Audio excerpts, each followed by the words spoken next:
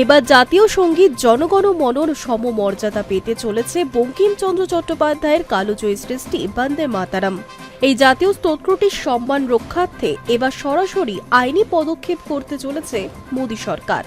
গত মে মাসে প্রধানমন্ত্রী নরেন্দ্র মোদীর মন্ত্রিসভা এই সংক্রান্ত প্রস্তাবে সবুজ সংকেত দিয়েছিল, আর এবার সেই প্রস্তাবকে আইনি রূপ দিতে সংসদে আনা হচ্ছে নতুন বিল। সোমবার সংসদের বাদল অধিবেশনের প্রথম দিনেই এই গুরুত্বপূর্ণ বিলটি পেশ করতে চলেছেন অমিত শাহ।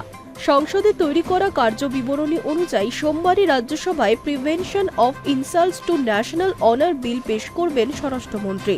মূলত পুরনো জাতীয় সম্মান রক্ষা আইনে কিছু বদল করে এই নতুন সংশোধনী আনা হচ্ছে।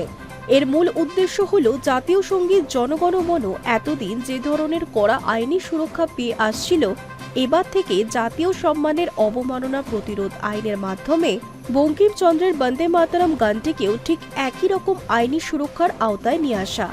উল্লেখ্য, বর্তমান আইন অনুযায়ী জাতীয় পতাকা, দেশের সংবিধান কিংবা জাতীয় সঙ্গীতের অবমাননা করা দণ্ডনীয় অপরাধ। এবার সেই তালিকায় যুক্ত হতে চলেছে দেশের জাতীয় স্তোত্র বন্দে মাতরম। নতুন সংশোধনী আইন পাশ হলে কেউ যদি এই গান গাওয়ার সময় কোনোভাবে বাধা সৃষ্টি করেন কিংবা বিঘ্ন ঘটান, তবে তা অপরাধ হিসেবে গণ্য হবে। এই অপরাধের জন্য দোষী ব্যক্তির বড় অঙ্কের জরিমানা, জেল অথবা উভয় সাজাই হতে পারে। আইনের ধারা অনুযায়ী অপরাধ প্রমাণিত হলে সর্বোচ্চ ৩ বছর পর্যন্ত কারাবাসের সাজা হতে পারে। শুধু তাই নয়, কোনো ব্যক্তি যদি একই অপরাধ দ্বিতীয়বার করেন তবে তার আরও অতিরিক্ত 1 বছরের কারাদণ্ড হবে। কেন্দ্রীয় সরকারের তরফ থেকে এর আগেও বারবার স্পষ্ট করা হয়েছে যে দেশে জনগণ মন এবং বন্দে মাতরম উভয় গানেরই গুরুত্ব ও মর্যাদা সমান।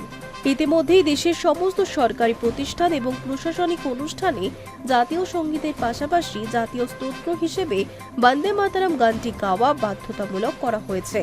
তবে সরকারের পক্ষ থেকে এতদিন বিষয়টিকে নির্দেশিকা হিসেবে জারি করা হলেও জাতীয় সঙ্গীতের মতো কড়া নিয়মকানুন বন্দে মাতরমের ক্ষেত্রে বাধ্যতামূলক ছিল না।